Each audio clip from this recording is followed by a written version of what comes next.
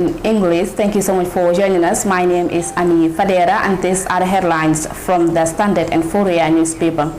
SISDG renominated chair of West African Intelligence Services. Government updates on situation of 48 Gambians in Ukraine. Education Minister pans WAEC's deliberate sanction. Bas says two-term NAM magazine drops to support NPP's bar. Auditor General says Banjul ports risk losing trade competitive potential. Man appears in court for alleged hand chopping using cutlass. On the international front, Nigerians protest against Russian invasion of Ukraine. Militants kill 13 villages in northeast Nigeria. South African government split over Ukraine invasion. Hundreds of Ukraine tourists stranded in Zanzibar. Those were our main news headlines, and now the news in details. SISDG renominated chair of West African Intelligence Services. Usman Sow, the Director General of the State Intelligence Services, has been re-denominated as the chair of the 15-member Regional Intelligence Services of ECOWAS. His renomination came during a Zoom meeting held on the 25th February 2022, in which 13 of the 15-member intelligence services of West African Group supported him.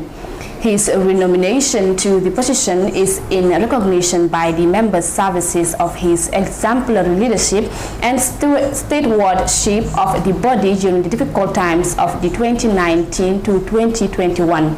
In his acceptance statement, DG Sow recommitted himself to work harder as the challenges ahead are no less hard. He urged member services of the Committee of the Intelligence and Security Services of Africa, CSSA, to get better and stronger.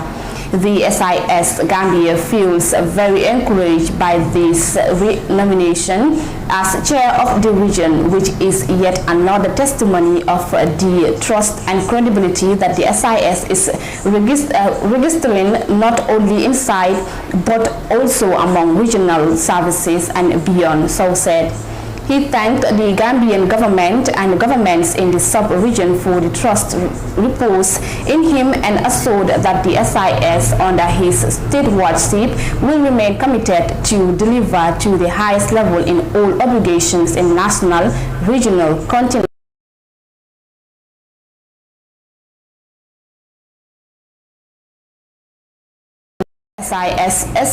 CSSA West Africa members to work closely and provide timely, actionable intelligence to the political leaders and decision makers. He also said he is willing to work with his colleagues and the ECOWAS Commission towards addressing the myriad of security challenges confronting West Africa and the sub-region. Government updates on situation of 48 Gambians in Ukraine. The press release reads, following the recent political and military tension between Ukraine and Russia, the Gambian government hereby informs the general public that the embassy of the Gambia in Brussels is in touch with the executive of the Gambian Students Association in Ukraine. It has been informed by the mission in Brussels that about 48 Gambian nationals are currently in Ukraine, mostly students, and this number is expected to increase. The Ministry of Foreign Affairs, International Cooperation and Gambians Abroad has launched diplomatic engagements with Morocco and Nigeria on possible evacuation plans and possibilities of providing consular and humanitarian assistance to Gambians in Ukraine.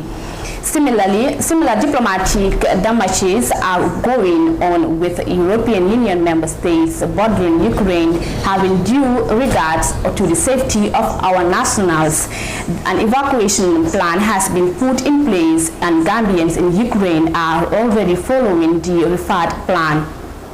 The Gambian government is doing everything possible to ensure the safety of its citizens and calls on Gambians in Ukraine to follow the safety instruction of the Ukrainian authorities under the circumstances and remain in touch with our embassy in Brussels. Families of the Gambians in Ukraine are also urged to remain calm as government does the necessary to provide all necessary assistance. The following hotline is available for easy access to information by the Gambians in Ukraine as well as their families in the Gambia. +220-7709-165 or 3809-312 or email at Kamarak as in CAMARAK95 @ yahoo.com. Education Minister pans WAEC's deliberate sanction. The Minister for Basic and Secondary Education, Claudiana Cole, has said the threats by WAEC to kick the Gambia out of the regional examination set up was a deliberate act to cow the Gambia into paying up its dues. Criticizing the decision, she said, and I quote, "We all know that when we need something to happen and it doesn't seem to be happening, we put sanction. And I think this was a deliberate attempt on the side of WAEC," end of quote. She made the comments during an interface Thursday with the National Assembly's Select Committee on Education. The committee was probing the issue of arrears the Gambia owed to WAEC after the examination body warned to sanction if the country fails to pay up at least 50% of its $11 million dues. Minister Cole said the outstanding balance is so huge for a small developing country, it would be difficult to pay all the amount in full, she admitted. She said a 20% payment has been agreed with WAEC. My PS who has been sitting in the meetings has been reporting to me that they were asking for 50% of the payments. He has been trying to negotiate with them that we cannot pay 50%. I understand they arrived at 20%, that they would accept 20%, she said. She said the country may even struggle to pay up to the agreed 20% considering its mega resources. That was why yesterday we met the finance minister, considering the fact that the issue has been going around and everybody has been talking about it and it's even being blown out of proportion. She told the deputies that her ministry cannot be held responsible for the problem. It is not our fault. Some people do not even know how this amount came about. They don't even understand that it is an amount that has been acquiring from 2004 when none of us were in position that we are in today. When people don't understand, when they don't know, they can say anything, but we have a job to do and we are trying to do that. There is no way we can sit and be careless for this country not to sit to the exams. No way, that cannot be possible. Asked what would happen if WAEC asks for more payments, Finance Minister Mambure Njai, who also appeared before the committee, said, "If the 20% fails, we are going to negotiate. We can resolve it. It is in our interest that WAEC survives." Bassey's two-term NAM Magazi drops to support NPP's Ba. The National Assembly member for Bassey, Muhammad Magazi, said he will rally behind the NPP candidate after his bid for re-election was unsuccessful. Few weeks ago, and the independent NAM told the Standard that he was seeking re-election for a third term, but his ambition was cut short after failing at the NPP Bassey primaries. When contacted for comments over the weekend after his failed bid, Magazi said, and I quote, "I accepted and honor the decision taken by the NPP to select Sekou Ba as the party's candidate in Bassey. My role now is to give him my full support with no bitterness or ill will. And I want to put on the record that this will not affect my support for the president or the NPP. In fact, as a coalition stakeholder, I am by default a founding father of the NPP," end of quote. He added, It's a matter of continuation. Before going to the parliament, I was rendering public services. I taught for 12 years and I was promoted as education officer posted at the curriculum department. It was from that office that the people of Basse elected me as their National Assembly member. So now that my term has finished, I will go back to the same office if possible or serve the country in another capacity depending on what the future holds. He thanked the people of Basse for the privilege of representing them at the National Assembly for the past 10 years. I extend my profound gratitude to the people of Basse for the trust. It is thanks to them that I am the magazine I am today. If it was not for them, the president would not have known me, he said. And now to the Foyer newspaper. Auditor General says Banjul ports risk trade competitive potential. Auditor General Kabar Toure has hinted to the potential risks of the Banjul port losing its trade competitiveness to the competitors in the sub-region. Mr. Toure highlighted this during his engagement with members of the Public Enterprise Committee (PEC) at the National Assembly during the audit scrutiny on the cargo handling by the Gambia Ports Authority (GPA). Toure therefore recommended for the GPA management to increase its berth capacity to accommodate more vessels with a view to reduce ships' waiting time at the anchorage. That this will help foster faster ship turnaround time. The management of the Gambia Ports Authority, on their part, accepted the recommendation, noted that they had commissioned a new master plan for the year 2019 to the year 2038, as well as the business plan for the year 2019 to 2023. He said the plans recommended the extension of the Banjul Wharf northwards of its present location by 345 meters as one of the urgent components in the port's expansion and development. The GPA management said that they have recruited Royal Hankoning of the Netherlands as consultants to assist in the preliminary design before the tendering and the identification of the construction contractor through the project. Part of the project, which the GPA is funding from their internal resources, includes the consultancy contract with the Royal Hankoning. We have advertised scrutiny recruitment of the consultancy firm for the preparation of the comprehensive ESIA to cover all the components of the expansion project mentioned in the jetty extension, the GPA management said. Khalifa Sallah, the chairperson of the PEC, described the activity as a new phase for the committee through practical engagements in monitoring a particular sector in the operation of a public enterprise. He explained that what has been done in the instance is to subject an aspect of the operation of the Ports Authority to perform audits. The tax was considered a necessity because of the importance of the institution to government.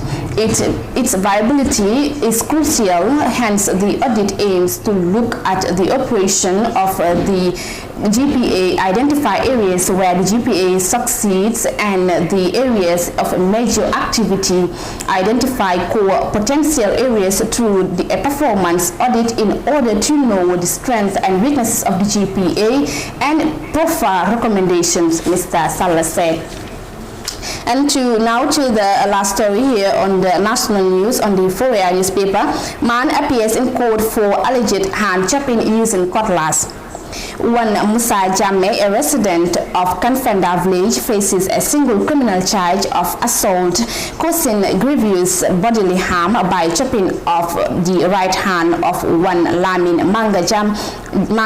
Jammeh appeared before Magistrate Anna Mendy of the Brikama Magistrate Court on Wednesday, 23rd February 2022.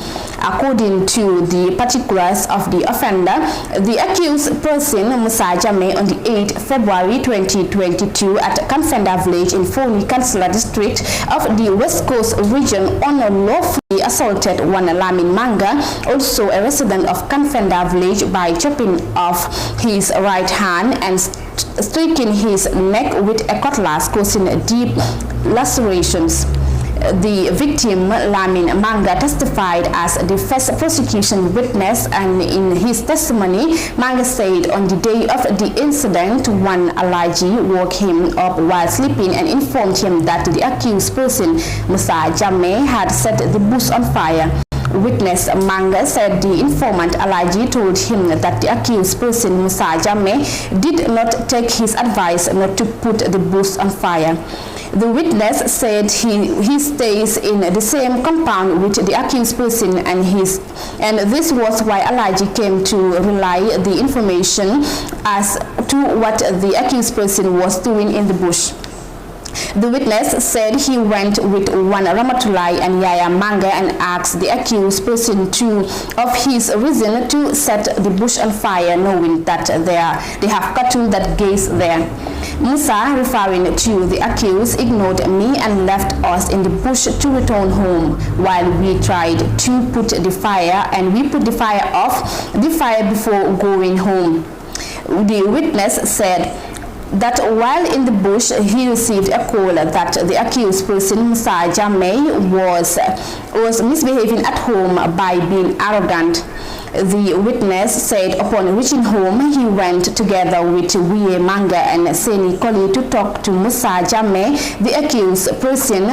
When we got there, I wanted to sit down, and this was when Musa, the accused person, used his cutlass and chopped off my right hand.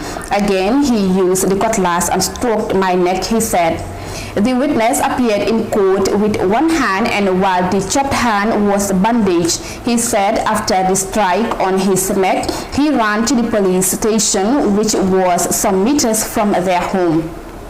The cutlass was tendered in the court through the witness and was admitted into the records by the clerk. At this juncture, police prosecutor Corporal Labaji applied for an adjournment with the promise that on the next adjourned date, the victim's clothes that he wore at the time of the incident will be exhibited in court. The case was adjourned to the 22nd of March 2022 at 12:30 p.m. for continuation of the hearing of the testimony of the first prosecution witness. And now to some international stories. Nigerians protest against Russian invasion of Ukraine. Dozens of Nigerians have protested outside the Russian embassy in Nigeria's capital, Abuja, calling for an end to the invasion of Ukraine. They chanted, "We need peace in Ukraine," while carrying placards calling on Russian President Vladimir Putin to end Russia's military operation there. Some of the demonstrators also raised concerns about the plight of Nigerians, mostly students stranded in Ukraine. Earlier, the Nigerian government condemned the treatment of Nigerians and other Africans by Ukrainian guards on the border with Portland, where Africans complained of discrimination and of being prevented from crossing over. The Nigerian government also said it supports diplomatic efforts to end the conflict. Still in Nigeria, militants kills 13 villages in northeast Nigeria. The militant Islamic State in West African province ISWAP group has killed at least 13 people in several attacks on villages in the northeastern Nigerian state of Borno, reports say. The raids on 4 villages took place within 48 hours. Villagers told local media that the attackers also abducted several young men. South African government splits over Ukraine invasion. The South Africa and Russia have strong economic ties. South African news outlets are reporting sharp differences between President Cyril Ramaphosa and his Foreign Minister Naledi Pandor over Russia's military incursion into Ukraine. The News 24 reported paywall that Ms. Pando raised the ire of Mr. Ramaphosa after her department issued a statement calling for Russia's immediate withdrawal from Ukraine. It quoted unnamed insider as saying that he insisted that the South African government would not take sides in the war. The news site added that the governing African National Congress International Relations Subcommittee is expected to throw the book at Mr. Pando during a meeting on Monday. The Sunday Times reported that the president was unhappy about the strongly worded statement that which sources close to him claiming contradicts his position. The president did not see the statement before it was issued and does not agree with it. There are people within the Department of International Relations and Cooperations with an agenda that we must be enemies with Russia, the Sunday Times quoted an unnamed source saying. Hundreds of Ukrainian tourists stranded in Zanzibar. The white branches in Zanzibar are a draw to tourists. Some thousands of Ukrainian tourists are stranded in Tanzania's semi-autonomous island of Zanzibar after the Ukrainian airspace was closed to civilian flights following Russia's military action in the country. Zanzibar's government says it is liaising with the Ukrainian embassy in the neighboring Kenya to evacuate the tourists to Poland. Tourism Minister Leila Mohammed Musa said the safety and well-being of the tourists is being looked at. Some hotels where the tourists are staying have reduced their rates, while others are offering free accommodation to guests who have overstayed. Zanzibar's coastal scenery and historical culture is a big draw for foreign tourists. One of the tourists told the BBC that they had been following events in Ukraine from their hotels. They were optimistic of being evacuated near homes at the earliest opportunity. Ukraine closed its airspace last week, citing a high risk of flight safety. Okay, that's all the news we have for you today, but before we take your leave, let's take a quick recap of our main stories. SIS-DG re-nominated Chair of West African Intelligence Services. Government's update on situation of 48 Gambians in Ukraine. Education Minister pans WAEC's deliberate sanction.